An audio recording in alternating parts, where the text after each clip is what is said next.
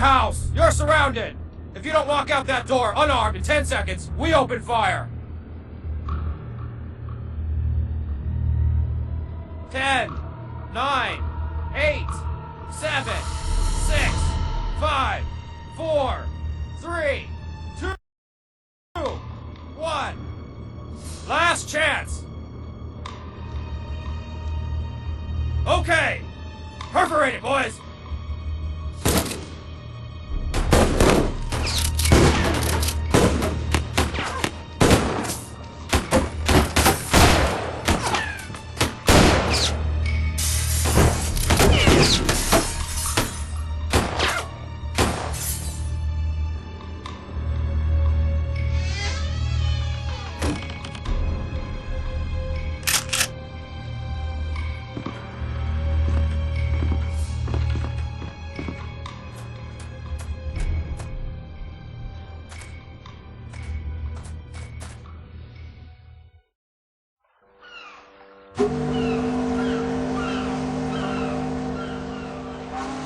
Monsieur Hercule Poirot is a personal friend of mine.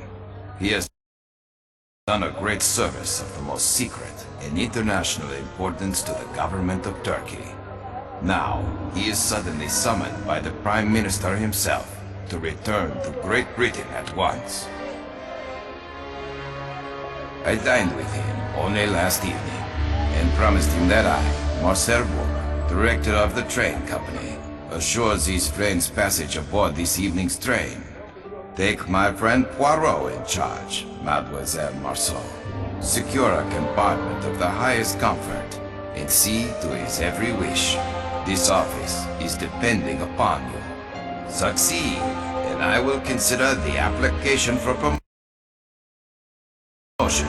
Place on my desk week after week. Fail, and satisfy yourself with the position of clerk for the few short days you will remain in my employ. Monsieur Poirot?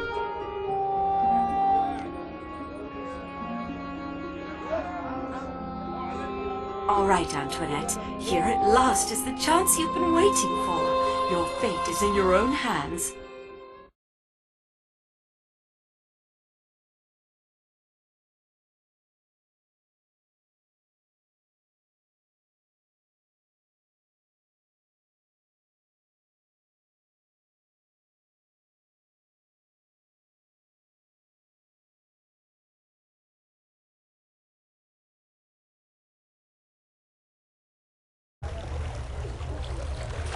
Monsieur Poirot?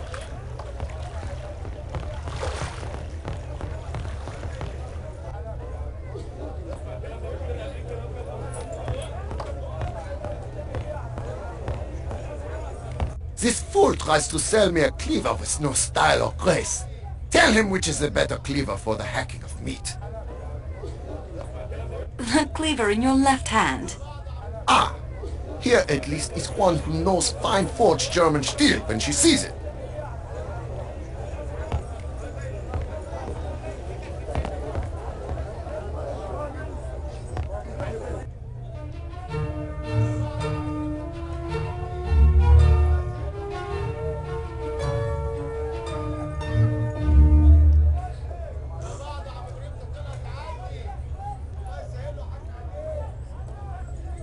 Monsieur Poirot?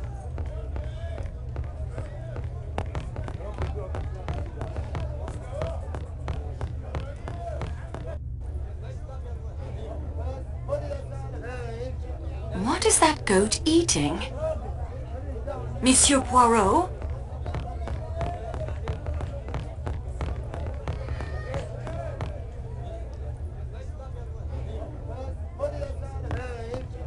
Now see here, Foscarelli, I've done my fair share of travel.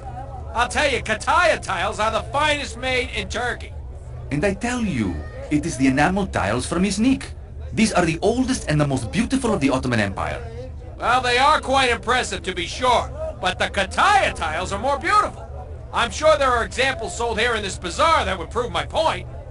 Gentlemen, please, may I get by? What have we here? Young lady, settle the dispute. You know the famous enameled ceramics? Yes, of course, I live in Istanbul, but... We have to wait here for our porter. Find us an example of a Kataya tile. And an Iznik. Just borrow them for a second. No need to buy any.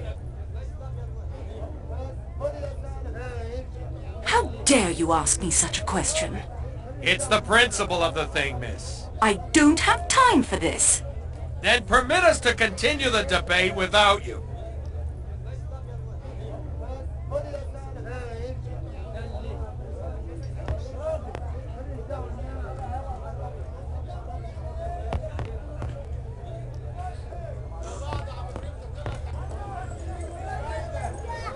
I'm sure he won't mind if I just borrow this for a moment.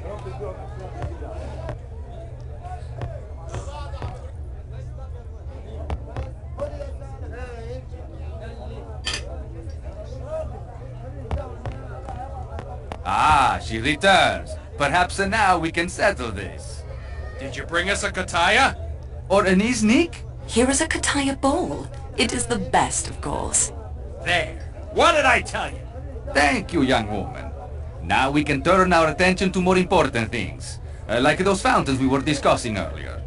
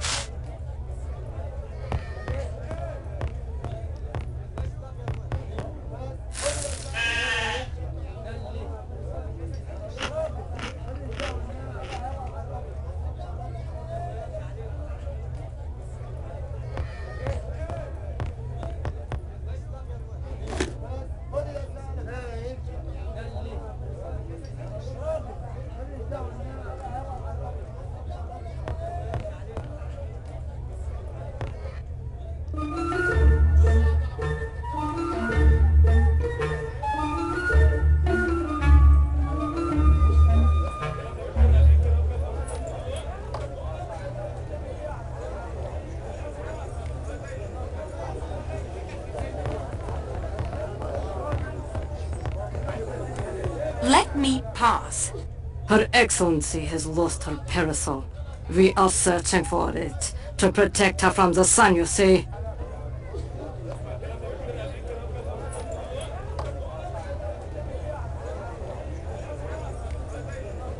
Don't speak to me like that. I represent the express company.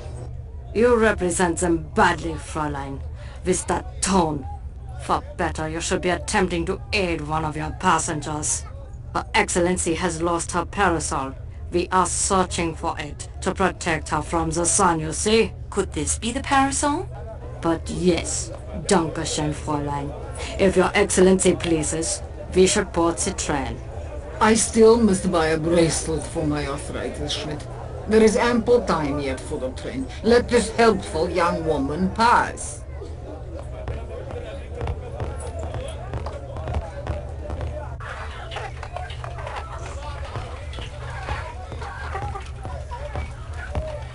Oh, please, European miss. I have the train to Calais to catch, but I am so turned about in here.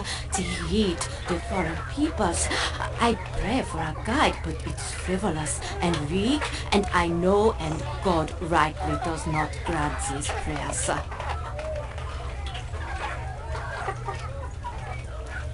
I'm taking the train myself, but I'm in a hurry. Please, try and keep up. Oh, thank you. You are my guide that God sends to me. Yes, take me to the train, please. I must not be missing the train that leaves Istanbul on this day. I am Greta Olsen, matron to a small missionary school near the port of Gemlik. I nurse and instruct the children who have lost their way.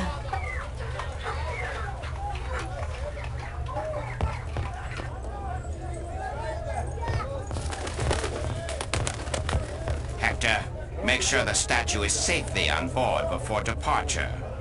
Yes, Mr. Ratchet. Who do they sell this pottery to? Tourists, I expect. Huh. Well, at least the dust looks authentic. Excuse us, please. Well, hello. Please, do not be stopping us. The train will be leaving without me. French, right? Are you traveling with us this evening?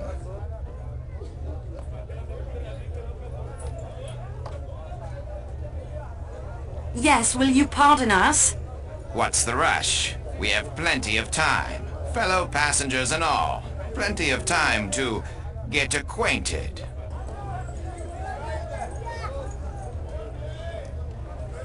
Must I summon the police?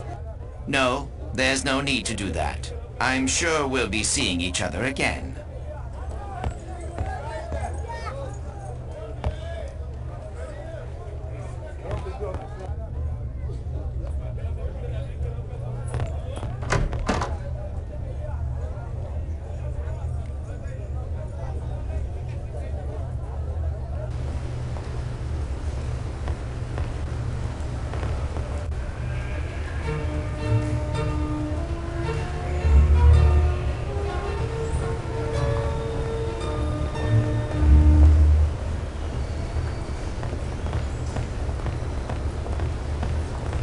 Mary.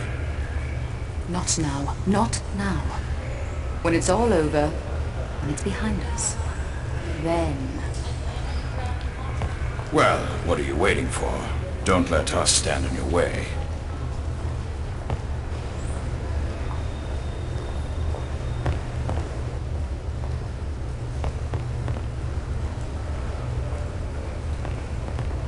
Tickets, please.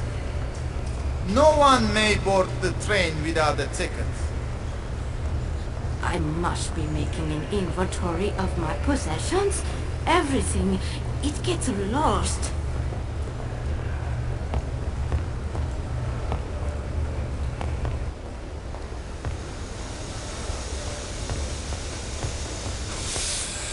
But I must travel this evening to London. It is of the most importance. My friend, Monsieur Bou, director of the line, assured me of a room aboard the Calais coach. I am sorry, monsieur. It is incredible. It is off-season, yet the world elects to travel tonight. Not a single room remains. Pardon me, messieurs.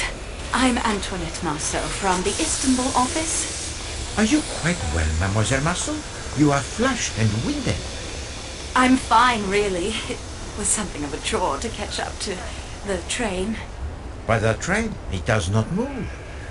Mademoiselle, please tell the gentleman the Calais coach is full. What is your name? Pierre Michel, mademoiselle. I've seen your name on reports. Your record with the company is excellent. Thank you, Mademoiselle Marceau. I always strive to do my very best for my passengers. Then strive now, Michel. Perhaps Monsieur could sit up in the salon car for the beginning of this journey? Please give Monsieur Poirot room 16. It is taken, mademoiselle. But number 16 is always kept in reserve for such emergencies. Nevertheless, tonight it is occupied by an American gentleman, a Monsieur Hardman. He does not sound like someone to be trifled with. We must find a room for Monsieur Poirot. Mademoiselle, if I could construct an additional compartment, I would. Let me see your passenger manifest, please. I have an extra plan of the Calais coach with all the passengers listed. Take it by all means.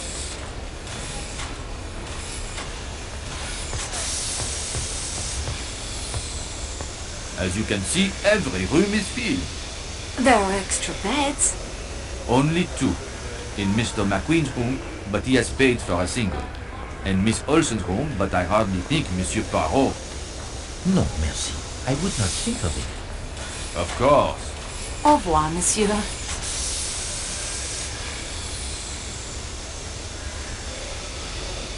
But please think of something. I don't want to lose my job. I work for your friend, Monsieur Bosque.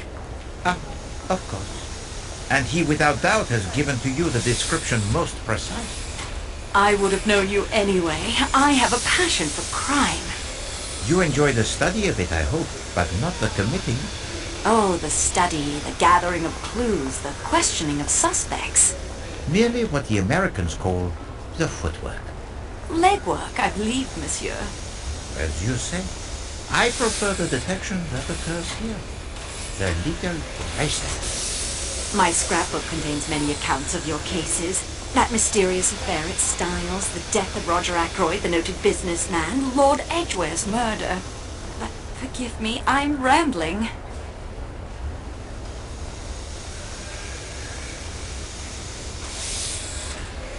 Give Monsieur Poirot my room. I will be quite comfortable in the salon car. Mademoiselle Poirot, he will not hear of such a thing. I insist. I will not compromise the hospitality of the train. Oh, if I must turn you out, why then you will stay in the room of Miss Olsen. I am sure she will not mind when she learns of your sacrifice. No, really, it isn't necessary. No. Poirot has spoken. The matter, it is settled. I will speak to the lady at once.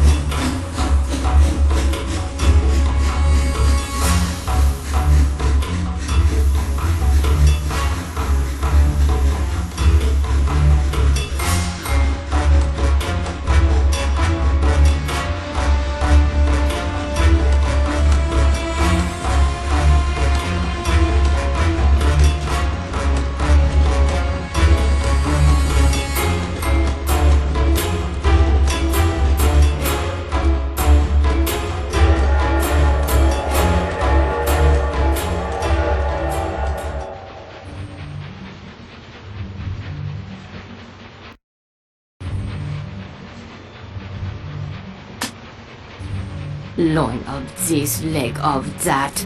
I am not eating the flesh of the animals. In America, if it has fur, we either eat it or wear it.